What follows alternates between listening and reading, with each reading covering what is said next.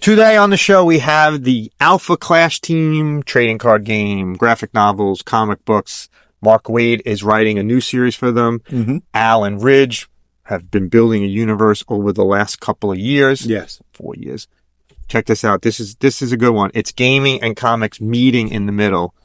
Check And it novel. out. And novel. You're right. And novels. This is a good one. Check it out.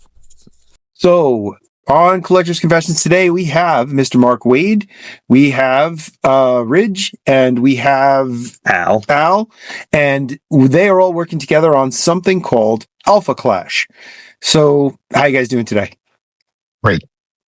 Yeah, doing very well. So, let's start off just with something real simple. What is Alpha Clash? Who can explain to us what it is? Al, let's let you take this one. Al is muted. There we go. No, he's back. All right, go ahead.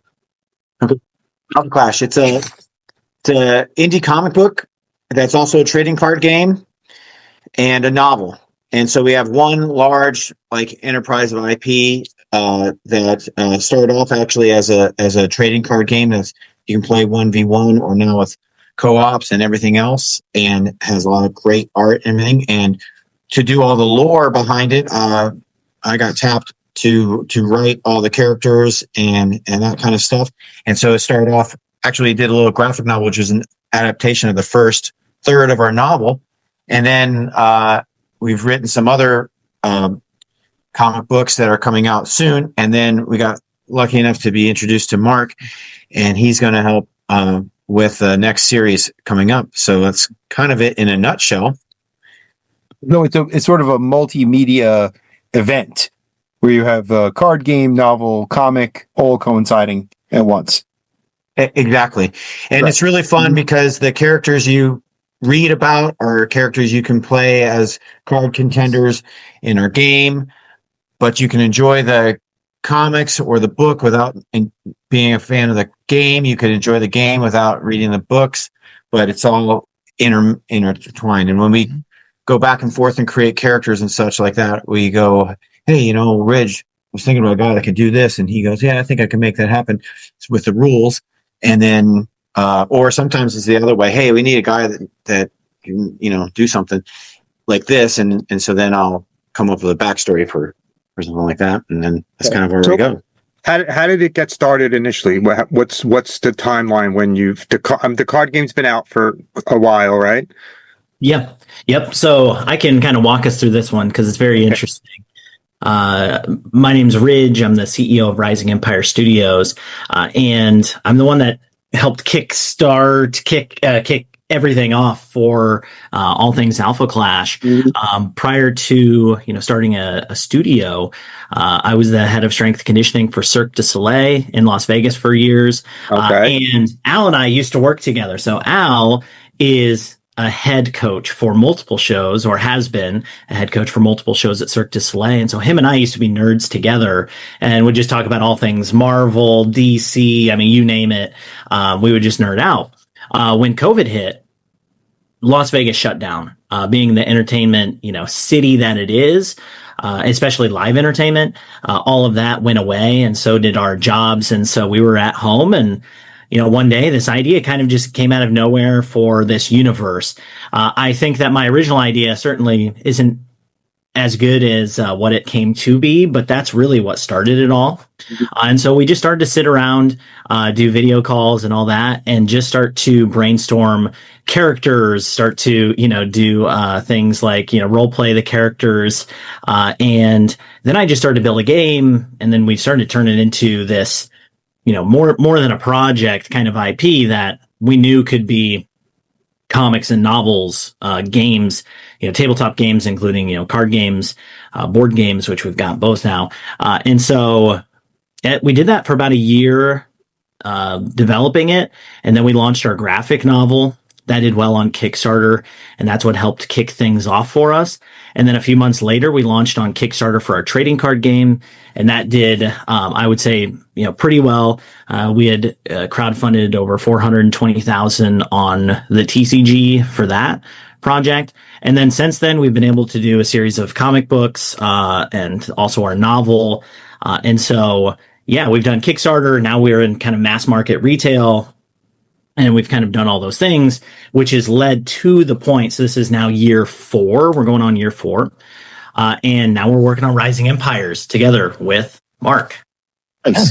So how does that happen? I mean, you start a card game, you do a graphic novel, you get into comic books, and when you decide to go on a second comic book series, as I'm hearing, you get one of the legends of comic books who seems to be working on everything right now, reshaping the DC universe while doing an indie comic. How did Mark Waid get involved with your gaming comic book graphic novel property?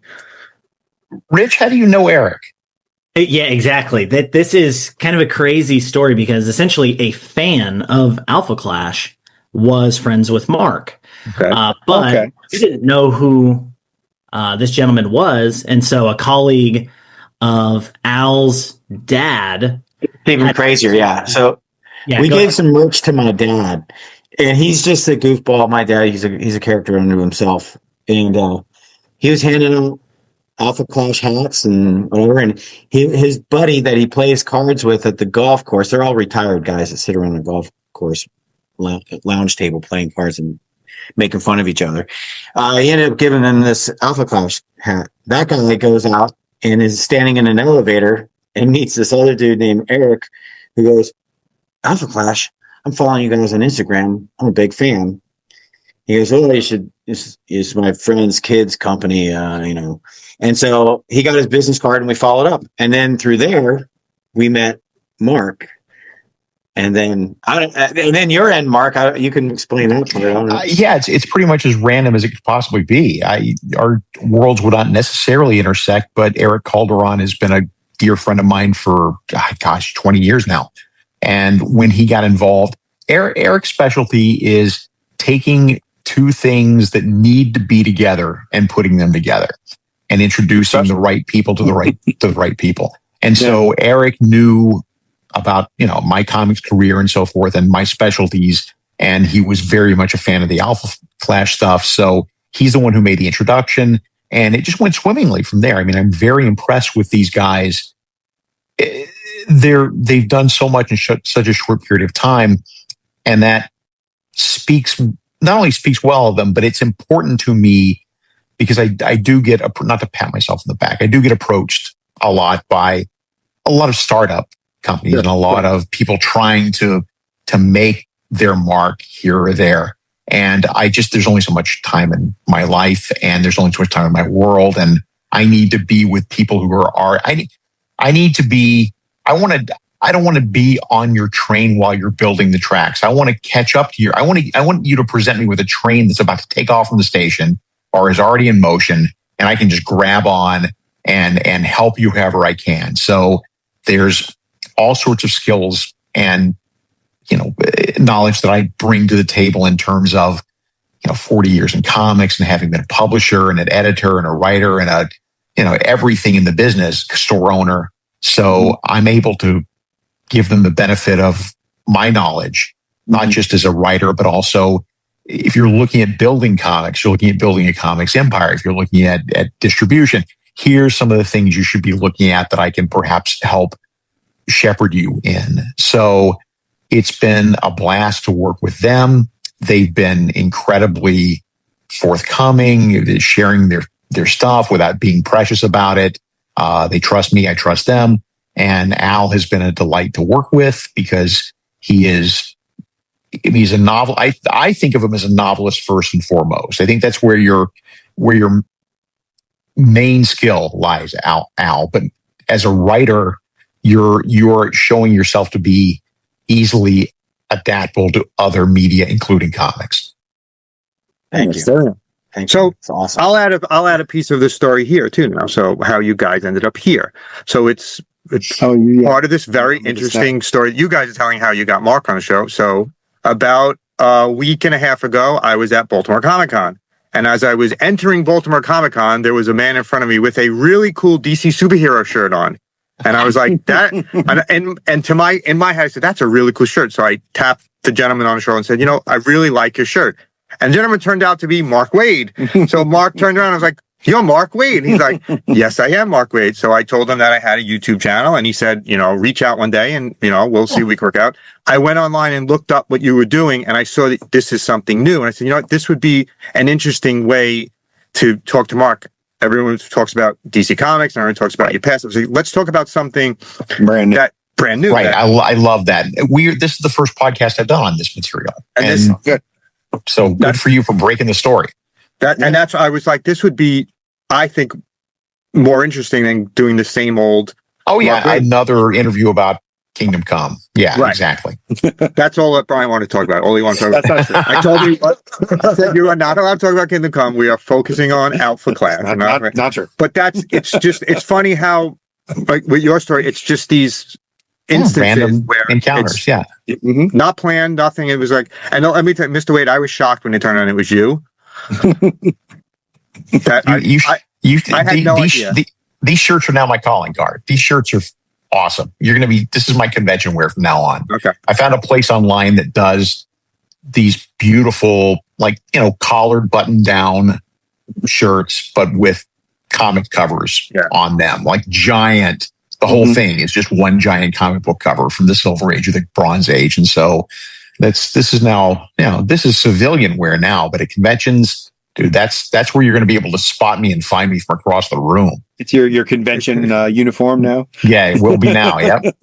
And I just want to point out something. I don't know if a lot of people know this, but when you went into the convention, you do a lot of shopping too. You buy a lot of comic books when you're there. And that's totally what you were doing for like an hour or so at the beginning of the convention. You went and shopped. Like you'd be. One of the things that surprised me doing this channel is talking about people who are involved in comics who don't buy comics at all anymore. Like most of the creators we talk to are like, no, I don't really collect anymore. I know. It always surprises me.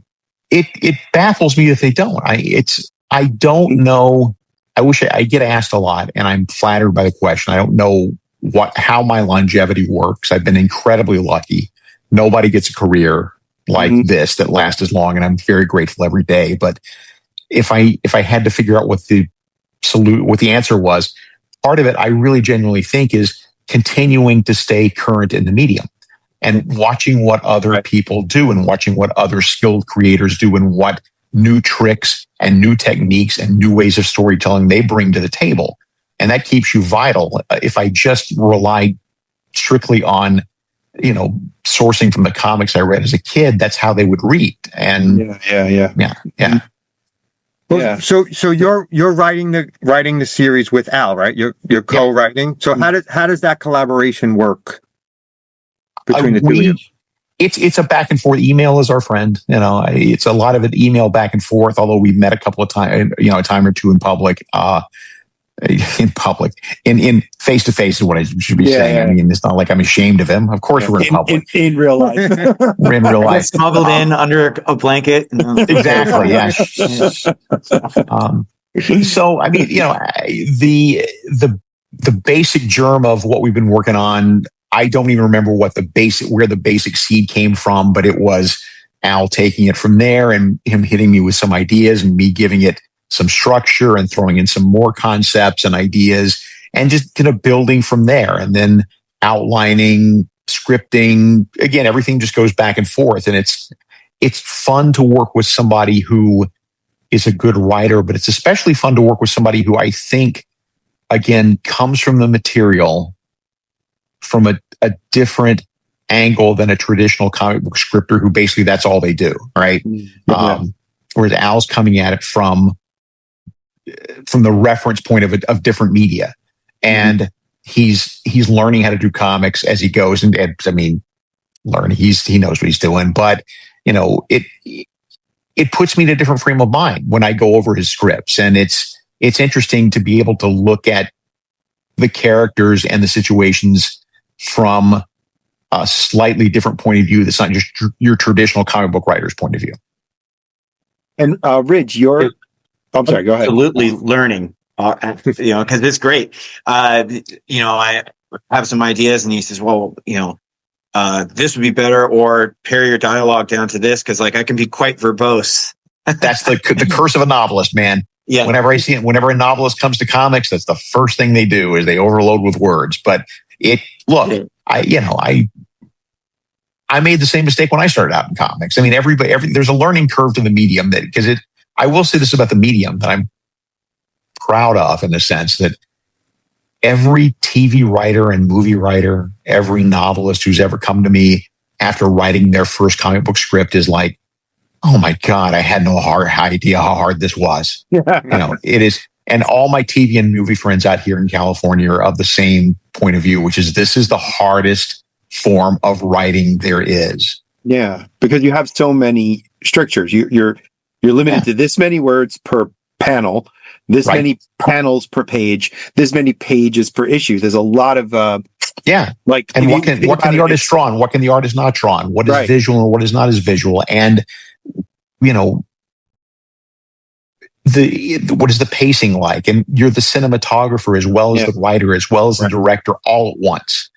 And it's more like formalist poetry than it is like writing a novel. It really is like haiku. It really is. You really. I feel like you have to kind of rely on the reader to infer what's happening next, because in a novelist you can say, "Oh, the door handle looked kind of grubby, and then they turned the door handle and it creaked and it started to come open." But here we got to go from this panel to then you're in the next room. You got to infer it's there, and if it's done right, like if you read Mark's stuff, for me, it plays out in my head as a movie, right? Like I'm not reading and seeing, I'm just experiencing as it moves through, and I think that's where it's really seamless and where voices just happen in your head when you're reading it, and that's what's really fun. And that's, I think, the biggest challenge probably from the novelist, that sometimes you feel like you need to explain a lampshade in every curvature to make sure that ambiance is going to be the perfect, and in comics you go, there's a lampshade over there. You have to build the scene, but you got to also trust your artist. You have to trust your reader to make those inferences. And there's also the idea that, and Al and I have talked about this, with novels, conflict tends to be internal as well as external, or sometimes even mostly internal. Whereas in comics, conflict tends to be external because there's just not enough room in the medium to spend a lot of time deep diving into somebody's character. Page after page after page. So they have to show what they're doing or show who they are through their actions. And so that's a difference. And Al's picking up on that. I mean, Al, like I said, Al knows what he's doing. Now, Ridge, when you mentioned before, you established the gameplay for the card game, right? You worked on the rules and stuff.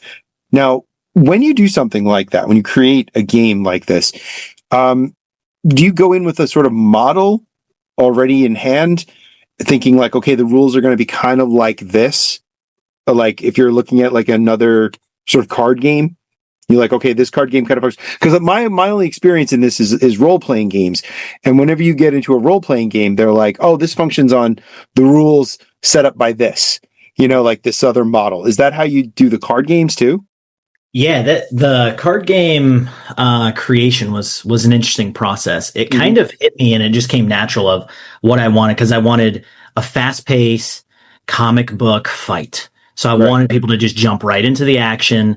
I came from Magic the Gathering, and it's obviously a great game, has lasted many years, but there were things that I wish I could change about it. I had played Dragon Ball Super and World of Warcraft and other games that were great games, but just kind of took a lot of influence from those things and said, if I were to make my own game, what would it look like? And what do I think people would really enjoy? And how do we bring a brand new IP and just immerse people into that experience? And so it kind of, I made it pretty quick. I made the game pretty quick, relatively speaking. And within the calendar year, we had a full first set done. But one of the biggest breakthroughs that we had on top of the gameplay was how do we bring the world into the trading card game in a really immersive way? And that came, several months ago. I was just riding in the car, taking both my kids to daycare. And, my 5-year-old son at the time said something, and it didn't have anything to do with our art process or anything, but it just got my wheels turning. And I was like, wait a minute, we've before we were doing a novel and a comic and a trading card game that all were in the same universe, but what if we could blend those things together? And so we started to do comic books and take the panels right from the comics and put them right onto the cards and be truly the indie comic book trading card game, because there are no other games that are like that in the space. And so it changed everything, because before what we were doing was creating all these prompts. We were essentially writing novels for prompts for 200 cards per set. And we did that, 5 times. So we did essentially, I don't know how many books that would equate, but it really was a ton of work. And then you'd manage 40 artists, you'd manage all these things. Well, then after we had done a graphic novel and our Torque Therapy comic, I'd realized that whole process was much easier than what we were doing if you could manage 3 to 4 artists instead of 40 at a time. Then I could draw inspiration directly from the comic books and tell the story in the card game and really just create something that no one else is doing right now. So that was really the evolution that like springboarded the game and the comics and this whole, universe kind of just piling into each other. So, that was a huge leap forward, and it's been even cooler to see how it's been evolving, how we approach the game and the design aspect too. You bring up a good point. What artists are you using for the card games and for the comic books? Is there any crossover between that, or do you have specific comic book ones and specific card ones? So before, it was essentially our team of trading card game artists, which we had, many great artists from Patrick Brown. I got a man named Kaio, who does a lot of like Marvel, DC covers, just pretty incredible, has done pretty much everything. And then we had studios that we would hire. Someone named Sonderflex did an amazing job. And now we still use some of those artists and studios for covers and things like that. But in terms of interiors, colors, and that process, we've boiled it down to just a smaller team. One is named Patty, who's just an incredible artist in general. He's doing the pencils and the inks. We have Steve Cannon, who I know does colors for a ton of different publishers. I know I've seen him with Spawn and other major, titles.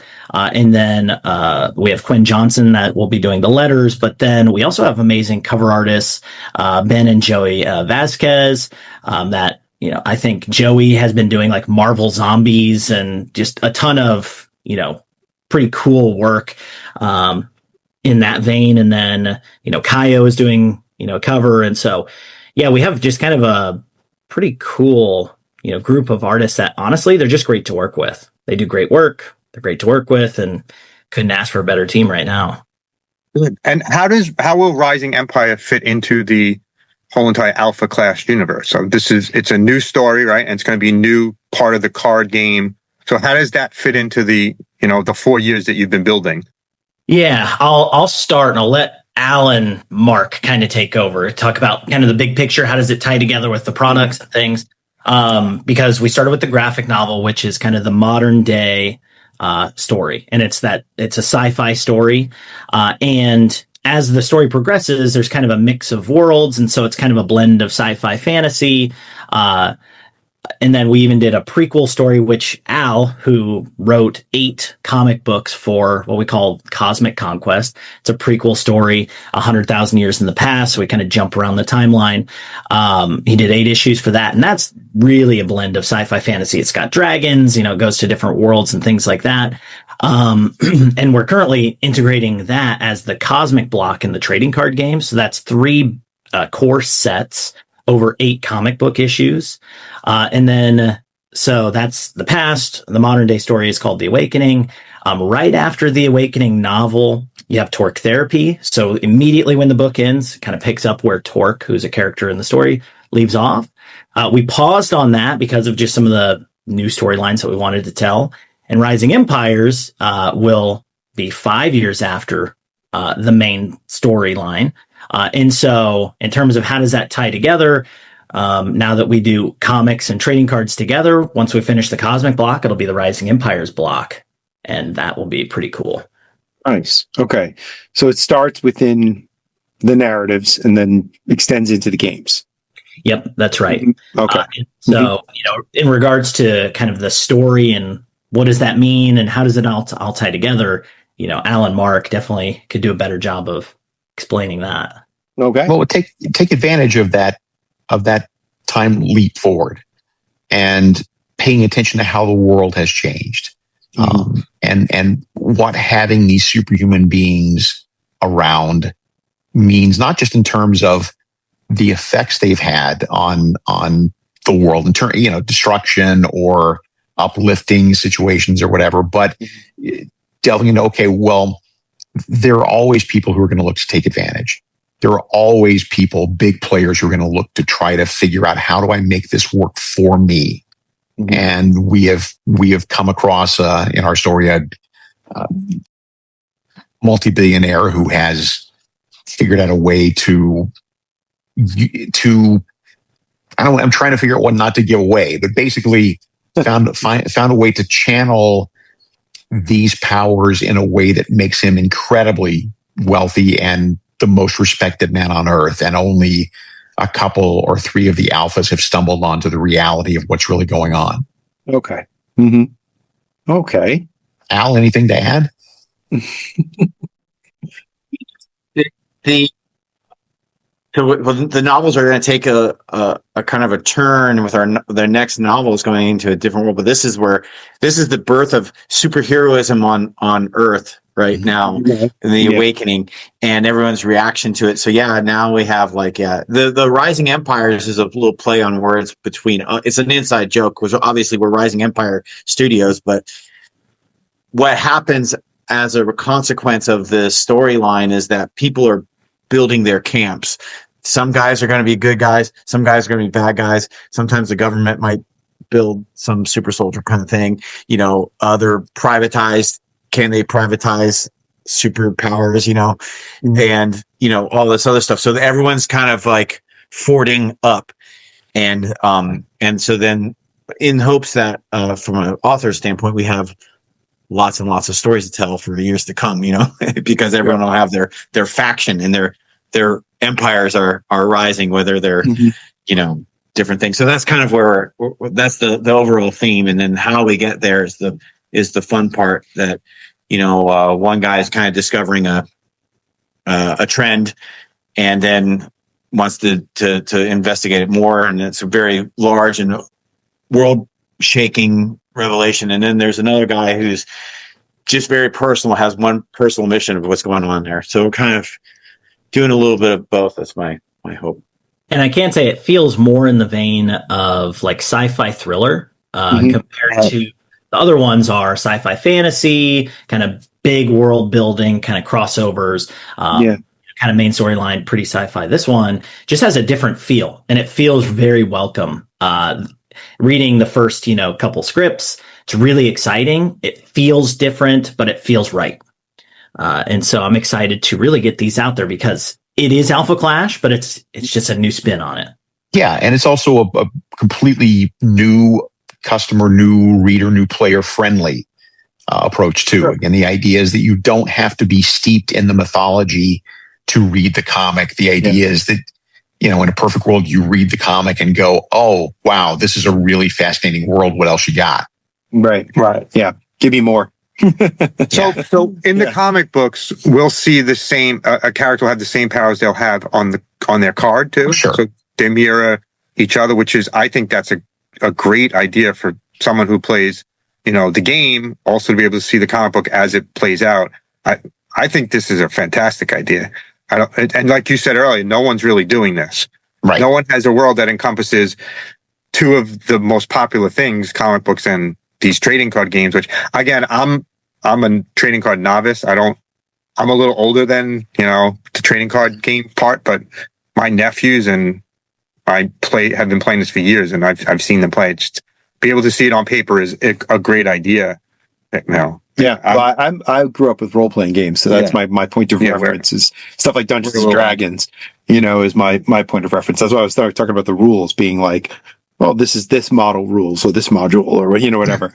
Regarding the rules, it definitely evolved. It became what was just a basic rule book to now 150 page comprehensive rule book, because as you get 1,500 cards, the English language being, complex, whether there's a comma here or not can change how a card can be played. And so we've got almost like legal minds that help write the rules for it. I was going to say editing must be, oh my God. Yeah. The QC process is, everything. You misplace a word or a comma or a period or anything. It totally changes how a card, can be played. And so then it's my job to orchestrate the card game and the comic books and make it all feel flavorful and just really immerse people into it. And, if you play as this character from the story, you want to feel like you're doing the things that they do. What's fun is that the characters will evolve too. Like, so some of their powers will, they'll grow, they'll get more powerful, or they'll have little tweaks to this or that as they develop. And usually as they're challenged if they get really beaten up or they really have to, their power is going to come back a little bit stronger or whatever, And so of course that affords for different cards and gameplay and stuff like that. But one thing I was thinking, if you really like role playing, I mean, the PvE part of our card game is like that. There's a section of the novel where these guys are hunting through, monsters through the tunnels under New York. And that's a game where you can play a bad guys, and then you and your buddies can go into that particular scene and play that thing. So it's very much like, because I'm a D&D guy, and that was my shtick when I was growing up in comics. And so I'm learning more about the card game itself, but I just found that was a really fascinating end of the dynamic thing that Ridge did in his book. Yeah, that was one thing that we tried to do. We just try to be different, approach things differently with our story, with our game. And so what he's talking about is our PvE. It's a 1 to 5 player co-op raid. And so now there's a total casual appeal for people to jump into the Alpha Clash trading card game. You don't have to play competitively one-on-one. You can play socially with your friends or by yourself. And not many games, I think there's only one other that does it currently. To do solo games. We've just seen a huge interest from people that are like, hey, I'm just not into trading card games, to changing the mind and saying, oh, I can play this by myself. Okay, now I'm more interested. That's been a really good addition. And we plan to continue to do that because, our first one just released a few months ago, and we'll have some cool scenarios that we'll immerse people into. And one thing that we just did, so we just had our pro tour this past weekend for our trading card game. So competitive players, world champions from other games coming into the Alpha Clash universe, battling it out. Ironically, a gentleman named Michael Hamilton has now won the Progenitors Gambit, which is like nationals, and both of our pro tours. So he's won other world championships for other major games. And so, just an incredible guy. But before that all started, we did a PvE gauntlet where people came to an event and they played in a large scale PvE setting where they were randomized into teams and immersed into essentially a story. And, they were given round modifiers each time, and so they had to score points. And essentially, you saw people that were just not highly competitive players scoring really high in the event and being competitive in that setting. And so, again, just taking an approach to what's currently being done, we're just trying to innovate in the space. And so with PvE, twists on organized play. Being an indie comic book, being in control, telling a new story, telling it across different mediums, partnering with amazing people. So, it's been a pretty cool evolution over the past few years. And are you thinking about expanding into other areas? Like, could we see possibly action figures based on these characters, or maybe some games have the metal miniatures or things like that, Yeah, so we have started doing our own miniatures. We'll have 24 miniatures that will be out by the end of the year. Great. So we're expanding into that space. In terms of action figures, I think, I would love to. I mean, I was an action figure kid through and through. God, yeah. Yeah, and I mean, I was playing with them. It was So one of us is too. If you haven't been able to tell from us. I saw that in your background there. So yes, anything like that. If it comes up, if opportunity rises, and I do think that as Rising Empires gets into more people's hands, I think they're going to be really impressed. And I think that it could lead into some other cool things if given the opportunity. Yeah, I was thinking about, I know you're deep into the paper stuff now and you have all that going on, but eventually even a phone app that played the game, would be a cool step forward maybe. Yeah, digital side is definitely something that, I'm passionate about. I was a big time video gamer, athlete that would just play video games in my spare time and, do nerd things that no one really knew about, but I did. Yeah. Now everyone knows about it. Guess what? We feel right. But yes, the digital side, big passion, obviously large reach. Anyone with a phone can access it, right? Yeah. And so there's a lower barrier to entry compared to not everyone meets with friends at tabletops, even though we love that. We love people being, in person, buying comics from the store, playing games in stores. Like we love that. We do see that there's another side to it. And so again, if given the opportunity, we would definitely explore that. But where can people buy all this? Where can they buy the cards and the comics and the graphic novels if they want to join in on this? First, Rising Empires, Kickstarter. That's the best place to get it. Okay.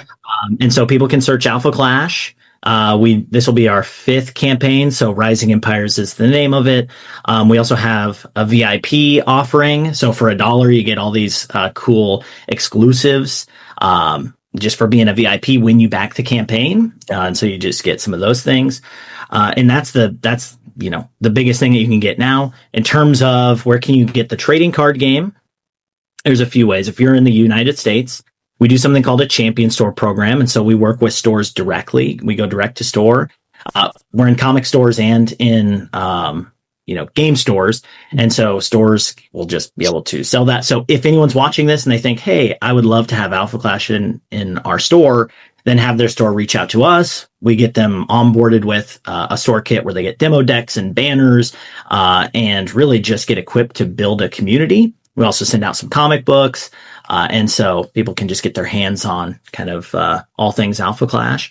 But we also have another partner. If someone doesn't go to a game store, that's okay. I was from a small town in Iowa. There were no game stores, so you couldn't.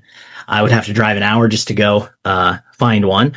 But Team Covenant, they sell not only our trading cards, but they also have our comic books. Now, what's unique about Team Covenant right now is our Cosmic Conquest comic series, so 8 issues. Every other month, we're releasing a new issue, and it comes with 4 promo cards that are exclusive to the issue. And so people can get those comic books and the promo cards directly from Team Covenant. And if they're outside the United States, we have partners in Asia, Europe, and Australia as well. And so... What about India? We have a lot of viewers in India. Yeah, we have an unusually high number of people. We don't know why, but we have a lot of viewers in India.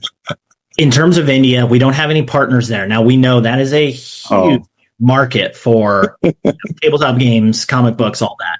So anyone watching us in India, get in touch with us, support at alphaclashtcg.com. You can reach out. You can have, if you know a distributor, if you know a store, whatever it is, we'll work with you. We're trying to grow the game wherever we can. We're growing right now in Brazil and Australia and Europe and the US. We're seeing Philippines. more growth in Canada. That's on the game. Yeah. We're just getting started with the comic book. So we're going to see good growth there here soon once we launch the campaign. Yeah. That's great. What's your favorite character in the game, each of you, that you've either drawn or that you just in play? And what's your favorite character to work with? Al, what about you? It's kind of hard because, I got 2 kids, and of course you can't tell one kid who's the favorite, even though you have a favorite. We won't tell the characters or the kid. But no, it depends on the day, but I enjoy Mean Streak. He's sort of like a Flash character. He's a speedster, but he doesn't go light speed or anything like that. But yes. Oh, and he's got these undetermined we don't even know. I just made them up. They're just these entities. They're globs that kind of came out of him, and they streak around, and they each have a personality, and they'll run errands for him, and he can send them out on missions, and he needs to look around that corner. Then, he'll send a little streak over there, and then they come back, and he can kind of do that. And to me, it was an evolutionary thing of like, man, if I'm running fast, if someone's running fast, you're going to need radar and help. And how do you navigate these things super, super fast? And so that's the inspiration there. And he's, a little bit tougher than the average guy. I think all alphas get a little bit of superhero toughness to them, so they can take a punch, even if they're not like a super fighter kind of guy. Because we have some guys that are thinkers and whatever. But I like writing him. I like writing. There's a young girl. She's not in our comics, but the upcoming ones in Rising Empire. I don't know. I'm going back and forth between. We have a guy named Huff who has breath powers. So he can like take. I actually have a friend.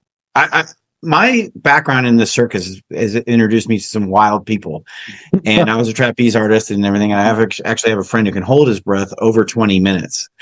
And I used to work on a Cirque du Soleil show named and I met this guy who's a free diver. I worked with him Anyway, too. I turned him into a superhero. Hopefully, doesn't want royalties, but he can through the power of breath.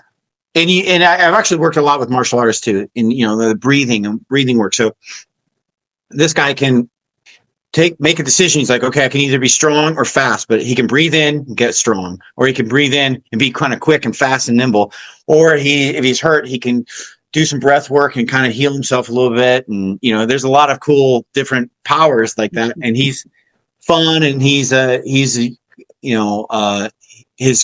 his real life identity is that he was a paramedic, so he can breathe life into people, and kind of heal them, but he can only do one thing at a time. So the situation calls for something.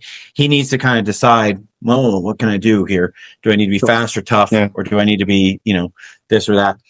And so, that's one character. And then the other one is the way the story went out, this energy kind of hits and awakens people at random, right? And it can be anybody that gets awakened. So then this other guy's really old, and he gets awakened. He's in his 80s, but he's got the physique and constitution of someone much younger with superpowers, but he still has the 80s mindset. So he's got like how's this damn Bluetooth work and stuff like that. And so those are just fun guys that are exploring in Rising Empires, the new story. Mean Street's from the other story. His mentality is still that of an 80-year-old kicking people off his lawn. Yeah, it's just superpower. Yeah, exactly. Yeah, exactly. Exactly. You're driving too fast. Car keys. Right? Yeah, absolutely. It's all that. And then he's like, "Oh, I gotta go." Yeah.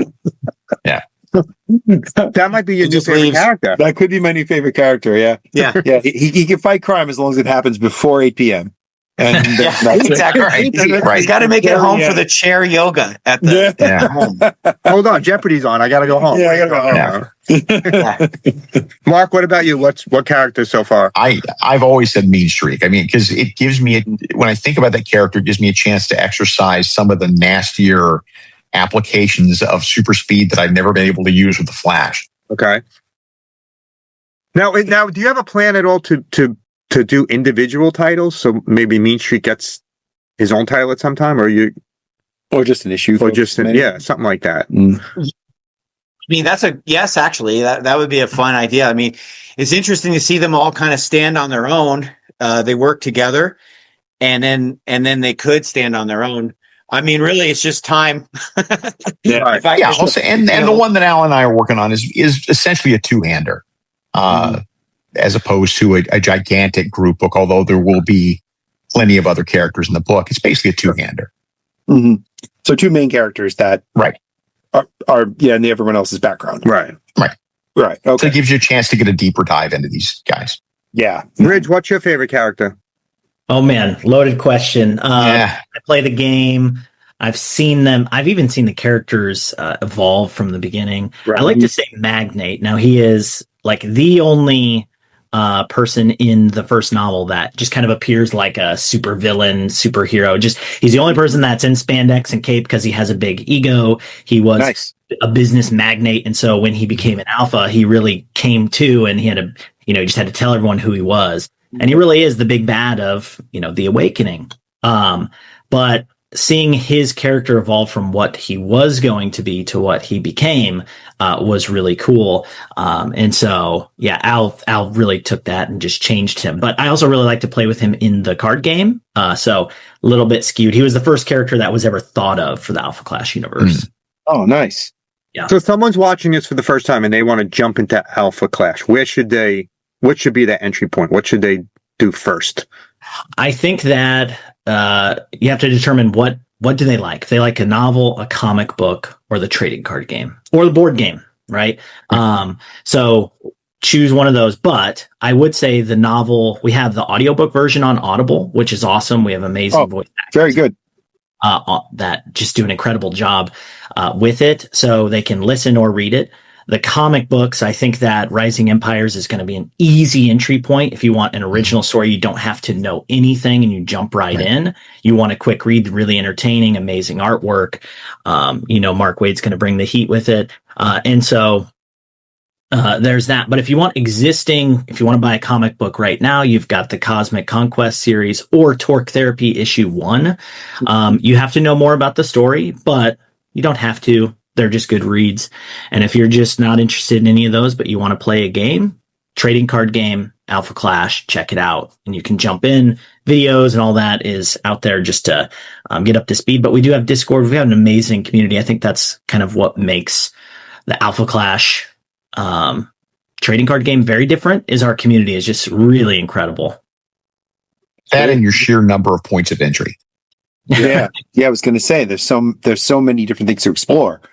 I know it's kind of fun because if you ask 5 different people at a show, you'll get 5 or 6 different answers. And what I found is funny, and maybe Mark and I laughed about this. I think Mark and I laughed about it too. Like, we get women that read our stuff now. And like I have guys like one customer. He's like, "Oh my gosh, my wife is so angry at you because you killed off this one character." I said, "Oh, really?" And then I meet her, and it's fun, and I was laughing about it because I was like, man, when I was like 11, which was a while ago, I'm kind of old too, and I had to hide my comics from the girls. I was a jock who closeted my comics, Yeah. But now it's mainstream. It's mainstream. You don't do that anymore. Someone famous said the geeks will inherit the earth, and I think this is where we won. The nerds won. It's awesome. We're inheriting it now. I don't know how much we want it, but we're inheriting it right now. Yeah. So you mentioned shows. Are you guys doing conventions at all? Have you been making appearances with Alpha Clash at any of the recent shows? Are they doing shows? Are you kidding me? What do you got? What do you got coming up? Oh man, it was a busy year. I think we did roughly 15 shows this year. And so LA Comic Con was the last main convention that we did. So what was cool about that is Mark came to the booth and did signings and meet and greet and just all that with fans. And it was so cool. What's that, Al? Oh, and he did some shopping. Oh, and he definitely did shopping. Yes. Yeah, that's very real. So LA Comic Con was our last, convention. We had our pro tour last week. We'll be going to Planet Anime. We did Gen Con, which was an amazing, tabletop gaming show. Phoenix Fan Fusion. Having to think about them. There's like Gamma, which is kind of a B2B networking, type trade show. Galaxy Con, Des Moines Con. Yeah, I'm blanking on all of them, but a lot. Wherever we can, that makes sense. Sometimes we go to emerging areas and we think, hey, we can, or maybe it's a cold area and we want to start growing there. But anything that makes sense, we do well at the comic shows, though. There's so much crossover between the tabletop gaming and comics at this point. There's a lot of crossover. I mean, there was always a lot of crossover between role playing and comic fans. but I think the tabletop thing has really caught on in the last, say, 15 years. Card games, tabletop games have really kind of taken off in popularity in a lot of ways, especially since COVID. They really have, because a lot and Yeah. it's that generation now is doing it. Yeah. So my question is, when are you making a shirt with one of the covers so Mark can start wearing that? Where it shows. Because Yeah, we'll have that's to make cheap publicity. Okay, we'll have to get together on that. Yeah. I'll have to talk to my supplier. Yeah, It's so easy. A black shirt with Acapulco style, just cards all over it. Just the cards and every. It's easy design. that's perfect. And Ridge, you are I'm giving this away for free. you really are. right. Ridge, you're responsible for creating the characters in the card game at this point, or no? So basically, what I let Al and now Mark do is create the characters, and then I take that and then I try to see how I can apply that to the card game. And so, what makes that a unique challenge is that in the card game there are 7 affiliations. So think of them as tribes that you do.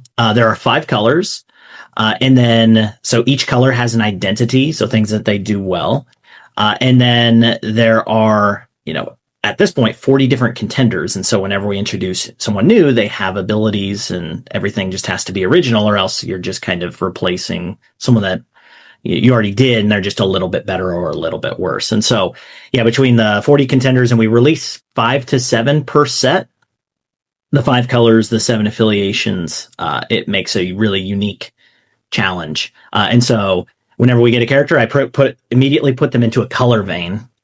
And then from there, I go, okay, how does that work? So for me, as soon as I hear the breathing powers and I know exactly what it is, I just go right to, all right, it's white.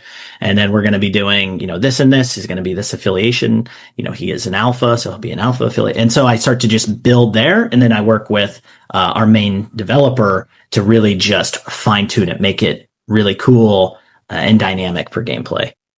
So I know what the game is missing. It's missing 2 50-something-year-old YouTubers who could have minimal powers, thinning hair, and get aggravated really easily. That's super didactic powers. There you go. Yeah. we have a gentleman named Paul in the story that's become a fan favorite because he's just he means well and he has no powers. He's he's like a former butler, and so but in the game, because he likes to insert himself in the story when he shouldn't, we translate that to the game as, hey, he's going to get into the fight when he shouldn't, and as a player you're going to get rewarded. Right. So listen, just complete liability. You don't have to pay us, Chad and Brian, characters in the game. In all honesty, the only reason why we started this YouTube channel is to one day get put in a comic book page. That's it. It hasn't happened yet. No one. So we get put in a comic book page, we're just going to shut down. That's it. Yeah, we're going to shut down that day. That's the whole thing. Make it work sometime. Or even just kill us. I didn't want to be killed at some point easily. Before we go, sum up Alpha Clash in one sentence. Really? Ooh, yeah. Okay. Ooh. Hard-hitting questions. Bridge? That's a hard one. One sentence. One sentence. Could be as long as you want.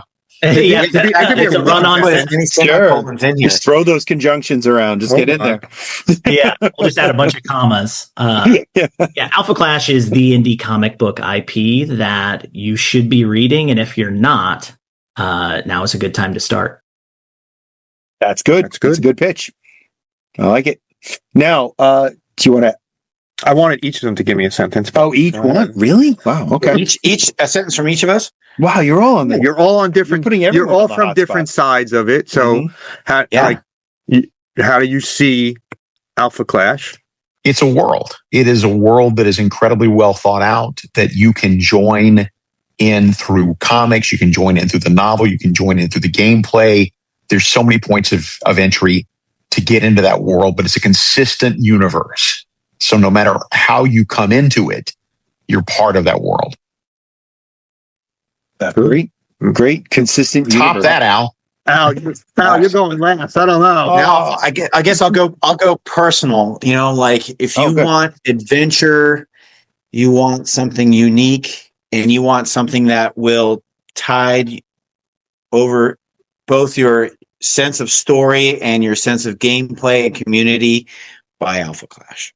Yeah. Absolutely excellent. Excellent. It's a great way to close it, right? Yes, I'm going to close it. This was big for me because when we first started the channel, I had a list of creators that I wanted on the show, and Mr. Waid, you're the top of that list. So I could check you off now, and now I have to just go hunt John Byrne down, and then It's all downhill from here. Got it. I'm pretty much good with that.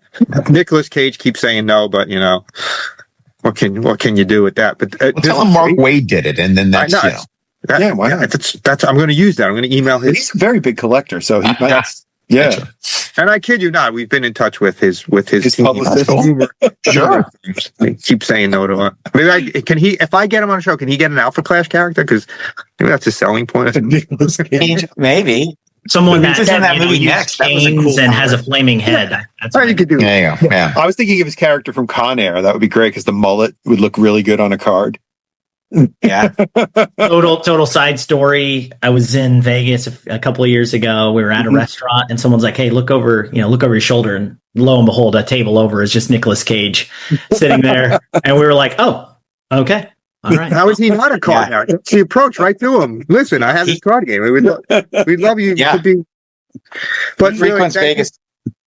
Thank you guys for taking the time to come on the show. Yeah, absolutely. We really appreciate it. This was really cool for us. You guys are all welcome back on anytime you want. Anytime you have a new series coming out, you want to promote it on here, come on. Hopefully we see you at a show. If you're in, we're in the East Coast. We're in New York right now. So if you're in the area, drop us a line. We'll come. We'll come to the show. Say hi. Because we do a lot of shows. We go to a lot of shows. A lot of shows. But thank you. Some say too many. My wife. Thank you for taking the time. We really appreciate this. Anything else we can do? Thank you. Thank you guys. Really, this was good for us. Thank you. We'll talk to you soon.